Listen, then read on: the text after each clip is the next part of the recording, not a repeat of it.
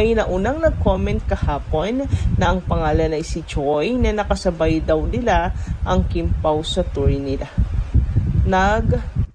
Scandinavian tour ang dalawang magjowa.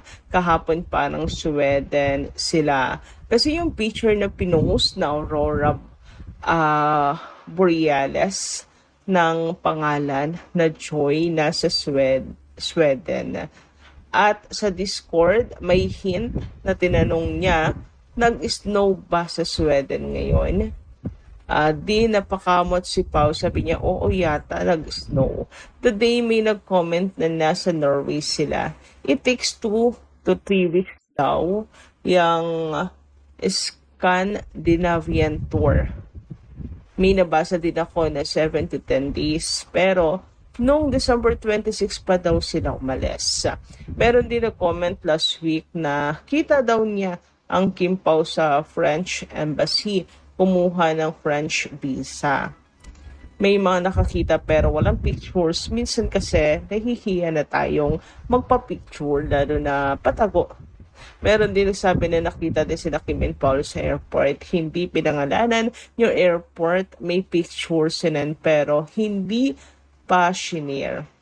Kahit saan sila pumunta, makikita talaga sila. Lalo na't sikat silang dalawa.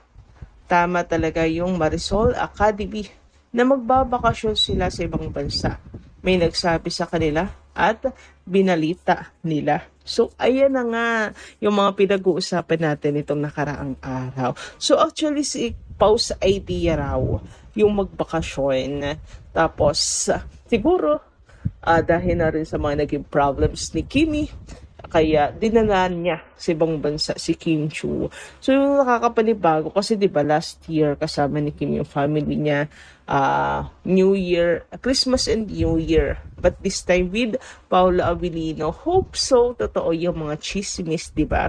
Isa tayo sa sobrang magiging masayang-masaya sa balita, lalo pat Mia ang Kim Pao. Alam niyo naman kapag parehas na missing and action sila Kim and Paolo.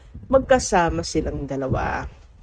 Si Paolo naman, sanay tayo na walang paramdam. Pero si Kim Chu, nako, ay nako, ayoko na lang mag-talk.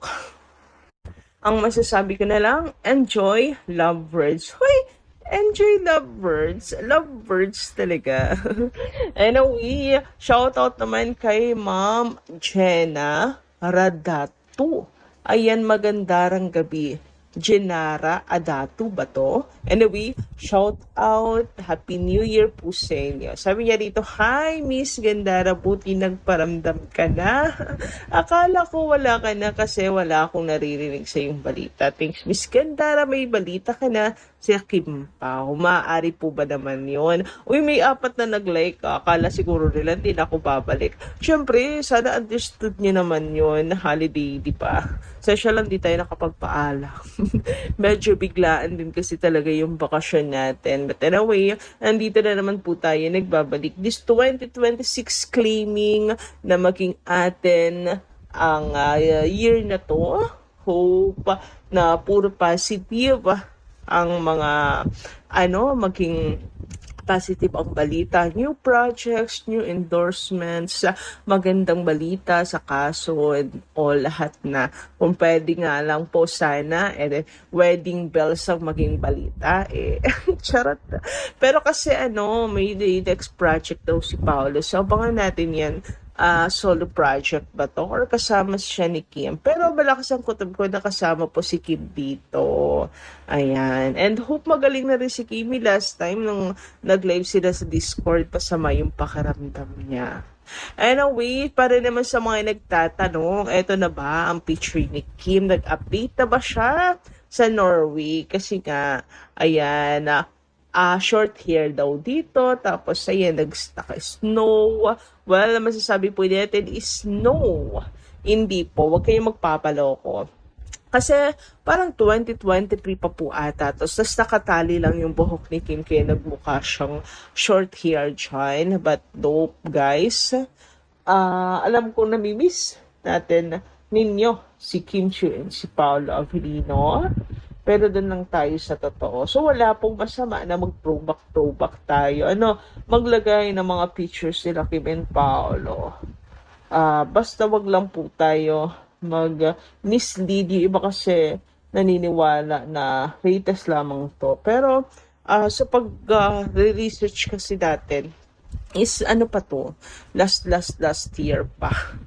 So, ayan. Para sa Switzerland, kung hindi ako nagkakamali. Basta yun. 'Di ba? And about naman sa mga edit, AI, na magkasama sila Kim and Paolo, bet na bet ko naman siya. Ini-imagine ko totoo talaga na magkasama sila Kim and Paolo. Yun talaga yung pictures and yun yung moment, yun yung ginagawa nila. Grabe, enjoy na enjoy ako sa mga edit ng AI po ng Kim Pao. More pa po, please. Anyway guys, since meron na tayong balita or clue saan man po puminta sila Kim and Paolo, hayaan na po natin sila. Okay, hayaan po natin sila ma-enjoy ang moment, scenery, ayan, yung kanilang vacation. Deserve naman po nilang dalawa yan, di ba? So at least panatag na tayo na mayroon pong ayuda kina Kim and Paolo. Yun naman po ang importante, yung magkasama po silang dalawa. So huwag na natin silang abalahin, huwag na tayong masyadong makulit, istorbuhin pa, gambalain pa ang bakasyon ng Kim Pao. And baka nakauwi na sila or pauwi pa lang. And kung pauwi pa lang, sana safe flight kina Kim and Paolo. Sa pagbabalik po ng Pinas and mag-back to work na ulit sila. Nakakamiss din si Kimi sa Showtime. Anyway, dumako naman po tayo ngayon dito sa pinakasentro ng ating update ngayong gabing ito. Etong post ni Kikay. Nako, sabi niya dito sa mga naging plano daw ni Paolo and Kim Chiu na magsama na sa isang bahay. Si Derek ang isa sa nakakaalam. Uy, ayan. Pero ang sabi dito, nasa edad na sila para gawin ang mga bagay. Ayan, natabunan ang mga bagay na makapagpapasaya sa kanila. Stay in love, Kim and Pao. Doon na rin, parang sinasabi na doon na rin papunta ang Kim Pao sa wedding na hinihintay natin. Totoo pala na magkasama na sila sa bahay. Ayan, nakaturo po sila, naka-arrow kay Derek Loren. So, nadulas si Derek Loren para masabi na isa siya sa nakakaalam. While anak-anakan niya si Kimi, hindi rin naman po imposible. Thought lang, palagay lang nila dahil nga anak-anakan ni Derek Lawrence si Kim. Kaya isa siya sa nakakaalam or talagang nadulas itong si Derek Lawrence sa plano ng Kim Pao na pagpapakasal since nasa tamang edad naman na silang dalawa. Kaya nasabi na isa siya sa nakakaalam. Ayan, magandang balita to kung tutuusin, pero mas magandang balita kung totoo, di ba? And sana nga totoo na madulas na itong si Derek Loren sa sobrang pagka-excite sa kanyang anak-anakan na si Kim Chiu, diba? Para masaya po ang lahat. Sa kabila ng ganyan na gulo, balita, pinagdaanan, sa show business, of course, ang mga fans na invested din kay Kim and Paolo, ayan, maging masaya. Napakagandang balita dito para sa mga Kim Pao fans.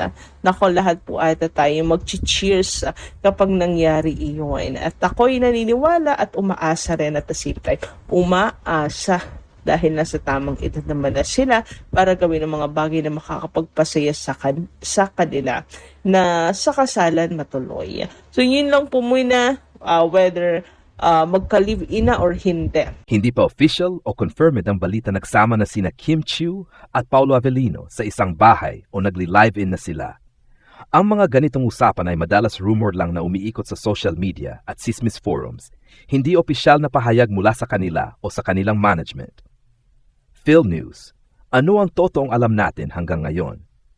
May mga balita at speculation online na sina Kim at Paolo ay pinaghihinalang nag-live-in o magkasama sa isang condo Pero wala pang kumpirmadong opisyal na impormasyon mula sa kanila o sa kanilang mga representante. Marami itong base sa chismis at spekulasyon sa showbiz talk shows at online posts. PhilNews, ang dalawa ay magkatrabaho sa mga proyekto like pelikula at serye at minsan napapansin na magkasama sa mga events o outings kaya nagiging dahilan ito para lalo pang maghinala ang mga fans. Pero hindi ito nangangahulugang sila ay mag-live-in o may romantikong relasyon sa totoong buhay. Lionheart TV hanggang ngayon, hindi pa rin sila officially nag-announce ng relasyon at karamihan sa impormasyon tungkol sa kanila ay hindi verified sa mga reliable na news outlets. Lionheart TV, bakit nag-iikot ang ganitong kanta ng balita? Dahil maganda ang on-screen chemistry nila sa pelikula at serye, marami ang naniniwala at umaasa na may totoong relasyon sila. Ito rin ang nagpa-trending sa fandom na Kim Pao. Lionheart TV, madalas din na pinaghahalo ng ibang netizens ang kanilang professional interactions sa personal life, kaya lumalaki ang mga haka-haka kahit walang konkretong ebidensya. Hindi pa confirmed na nagsama sila sa isang bahay o mag-live-in. Wala pang opisyal na pag-amin tungkol sa relationship nila. May mga rumors at speculation online, pero ito ay unverified. Para sa akin, natural lang na magalit, mainis, o ma-turn off ang ilang fans sa balitang ito, lalo na kung totoo man o hindi, dahil sobrang bilis kumalat ng chismis at kadalasan ay walang malinaw na pinanggagalingan. Una sa lahat, wala pang kumpirmasyon mula kina Kim Chiu at Paulo Avellino na nagsasama sila sa isang bahay. Kaya kung isipin, haka-haka pa lang ito na pinalaki ng social media. Dito pumapasok ang problema. Kapag ang fans ay masyadong nadadala sa excitement o emosyon, madaling masaktan o madismaya kapag may lumabas na balitang hindi sigurado. Ikalawa, naintindihan ko kung bakit may fans na na-turn off. Ang iba kasi ay, umaasa na maayos at malinaw ang mga balitang lumalabas. Ayaw ng paasa o gawagawang issue. At gusto lang suportahan ang idol nila ng walang intriga. Pero sa kabilang banda, mahalagang tandaan na may sariling buhay sina Kim at Paulo. Kung sakali mang totoo man balang araw na may namamagitan sa kanila o nagsasama sila, desisyon pa rin nila iyon bilang mga individual, hindi obligasyon sa fans na magpaliwanag agad. Isa pang punto, ang sobrang chismis ay nakakasama rin sa fandom. Imbes na magkaisa sa pagsuporta sa proyekto at career nila, nahahati ang fans, may naniniwala, may galit, may nadidismaya. Sa huli, pare-pareho lang namang walang kasiguruhan. Sa kabuuan, masasabi kong, valid ang nararamdaman ng fans, lalo na kung nadadala sila ng paulit-ulit na chismis, pero mas makabuti kung hintayin ang opisyal na salita bago maghusga. At sana, mas manayag ang respeto sa personal na espasyo ni Kim Chiu at Paulo Avellino. Hanggat walang kumpirmasyon, mas ligtas na ituring ito bilang chismis lang, hindi katotohanan. Sa huli, ang tunay na mahalaga ay kung masaya at maayos sila, bilang artista at bilang tao, anuman ang estado ng kanilang relasyon. Una sa lahat, malinaw na ang balitang ito ay nakaugat sa tsismis at espekulasyon, hindi sa opisyal na pahayag. Sa panahon ngayon, isang post lang, isang blind item, o isang malabong larawan ay sapat na para mabuo agad ng kuwento. Kapag ang involved ay tulad ni Kim at Paulo na parehong sikat at may malakas na fandom, lalo itong pinalalaki. Kaya hindi na nakapagtataka kung bakit nagkaroon ng matinding reaksyon ng fans, positibo man o negatibo. Ikalawa, naiintindihan kung bakit may fans na na-turn off. Hindi ito dahil kontra sila sa posibilidad na may relasyon ang dalawa, kundi dahil nakakapagod ang paulit-ulit na chismis na walang malinaw na basehan. Parang pinaglalaruan ang emosyon ng fandom.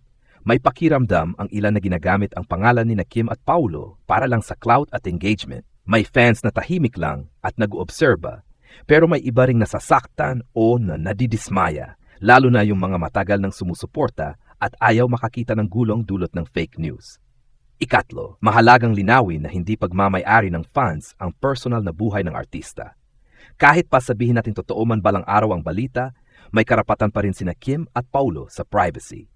Hindi obligasyon ng mga artista na i-report bawat galaw ng kanilang buhay. Ang problema lang, kapag walang linaw, pumapasok ang haka-haka at doon nagkakagulo ang fandom. Ikaapat, ang ganitong balita ay may malaking epekto sa fandom ng Kim Pao. Sa halip na mag-focus sa kanilang mga proyekto, husay sa pag-arte at magandang chemistry sa trabaho na pupunta ang usapan sa personal na issue. Nagkakaroon ng hati-hating opinyon. May kilig, may galit, may duda, at may tuluyang na turn off. Sa huli, walang panalo rito, hindi ang fans at hindi rin ang mga artista. Isa pang punto na dapat isipin, ang sobrang pag-expect ng fans ay minsang nagiging pabigat. Kapag masyadong umaasa ang fandom sa isang love team sa totoong buhay, mas masakit ang tama kapag may lumabas na balitang hindi sigurado o salungat sa inaasahan nila. Kaya may mga fans na pinipiling manatiling neutral at suportahan na lang ang trabaho, hindi ang chismis. Sa kabuuan, ang masasabi ko ay normal at valid ang emosyon ng fans, lalo na kung nainis o na-turn off sila. Pero mas makabubuting maging maingat sa paniniwala sa chismis. Hanggat walang opisyal na kumpirmasyon, huwag agad mag-react ng sobra. At higit sa lahat, panatilihin ang respeto sa personal na buhay ni Kim Chiu at Paulo Avellino. Sa huli, artista man sila o hindi. At bilang fans, ang pinakamagandang suportang may bibigay ay hindi ang pagpapalaganap ng haka-haka, kundi ang pag-unawa, respeto at tamang paghihintay sa katotohanan. May ilang mahalagang punto pa na pwedeng idagdag sa balitang ito, lalo na kung titingnan natin ito ng mas malalim. Hindi lang bilang chismis, kundi bilang refleksyon ng fandom culture at social media ngayon. Una, malaki ang papel ng social media sa pagpalalang issue. Isang cryptic post, emoji, o kahit simpleng caption lang ay pwedeng bigyan ng sariling interpretasyon ng netizens. Kapag may nag-post na parang magkasama sila, susunod agad ang mga content creator, reaction videos, at fake insiders. Sa huli, nawawala ang linya sa pagitan ng totoo at gawa-gawa. Ikalawa, may epekto ito sa imahe ng parehong artista. Para kay Kim Chiu, na kilala bilang maingat at pribado pagdating sa personal na buhay, ang ganitong balita ay pwedeng makasira sa tahimik niyang image kahit wala namang kumpirmasyon. Para naman kay Paulo Avellino, na mas low-key at bihirang magpaliwanag, lalo lang lumalakas ang espekulasyon dahil sa pananahimik. Pero ang pananahimik ay hindi automatikong pag-amin. Madalas, ito ay paraan lang ng pagprotekta sa sarili. Ikatlo, may responsibilidad din ang fans. Hindi lang artista ang dapat maging maingat. Fans din ay may papel. Ang pagbabahagi ng hindi beripikadong balita kahit pakilig lang ay pwedeng mauwisa. Pag-atake sa kapwa fans, pressure sa mga artista, at toxic na atmosphere sa fandom. Ikaapat, may hangganan ng kilig. Masaya ang shipping at suporta, pero kapag umabot na sa pagdidikta kung paano dapat mabuhay ang artista, doon nagiging unhealthy. Ang tunay na suporta ay hindi nakabase sa chismis, kundi sa respeto kahit hindi tugma sa personal na inaasahan ng fans. Ikalima, dapat ding isipin ang long-term effect. Kung paulit-ulit na pinapalabas ang ganitong klaseng balita na walang patunay, darating ang punto na med na ang publiko kahit totoong balita na ang lumabas, hindi na paniniwalaan. Ito ang masamang epekto ng sobra-sobrang fake news. Sa huli, ang pinakamahalagang idagdag, ang isyung ito ay paalala na hindi lahat ng trending ay totoo at hindi lahat ng dapat pag-usapan ay karapat-dapat pakialaman.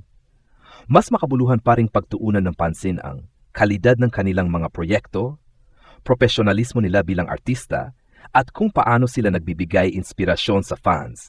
Hanggat walang malinaw at opisyal na pahayag, mananatili itong chismis.